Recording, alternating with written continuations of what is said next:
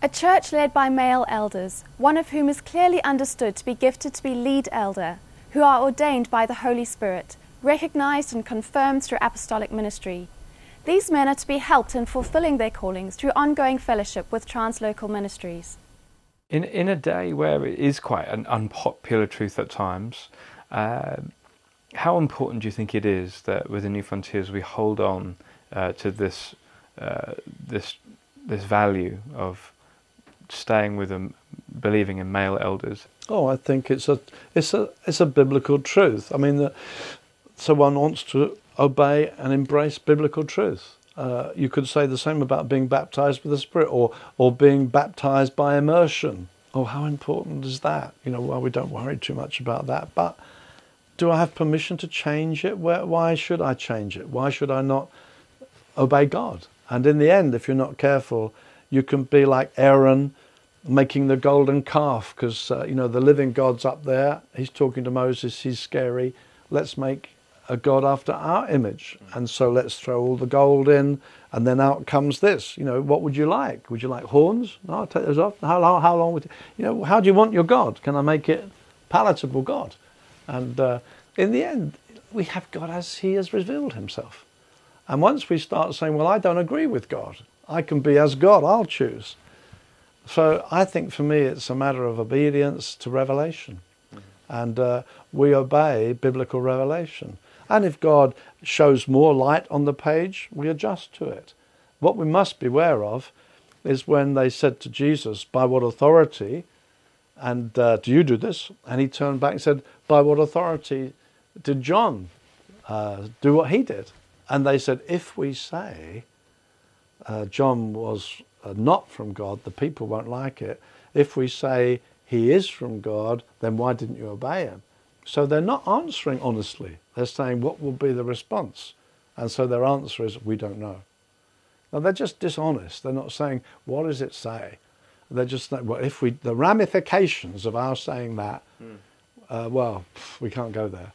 And I've been around long enough to know pastors who know about the baptism of the Spirit, know about water baptism, but if I say that, I'm in trouble. And so what does the Bible say? God helping us, let's obey it, let's do what it says. And personally, in this issue, I have found the women in our churches gloriously fulfilled. Many of them, I've heard of some who came from groups who celebrated we have got women in leadership. And I've said that people have given me their testimony. They said they were told when they came to one of our churches, oh, you will hate it there, you'll be crushed. And they have said, hey, we've never felt crushed, we've never felt more honoured, and we've never found the women less competitive. There's a peace and a joy and a fulfilment. And they found it the very opposite of what they anticipated when they were told, you want to be careful there.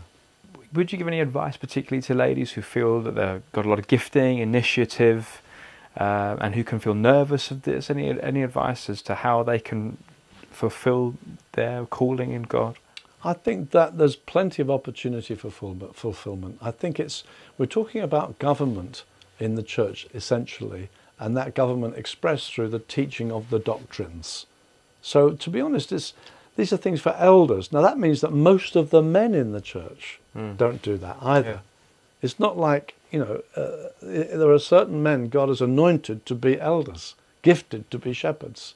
And so it's not like all the men do it, but all the women don't. So there are many roles in our church life that women can be thoroughly fulfilled in. And certainly the women can teach, it says in the Bible, that the older women teach the younger women. And so certainly my wife Wendy, very skilled teacher, loves sitting with women, teaching women. She doesn't want to be an elder. She's very happy, fulfilled in doing that. There are certain women who are given gifts of evangelism, like a Jackie Pullinger. I went out to her work in Hong Kong. I mean, it's profound. She's a great evangelist, which is not governmental. She's got a ministry of compassion, phenomenal. And there are gifts and lots of different spheres that women can fulfill. We've got women on our team here, administrative women, prophetic women. Some of our best prophetic people in our church here are women who prophesy, hear God, bring the word of the Lord. There's so much that can be done.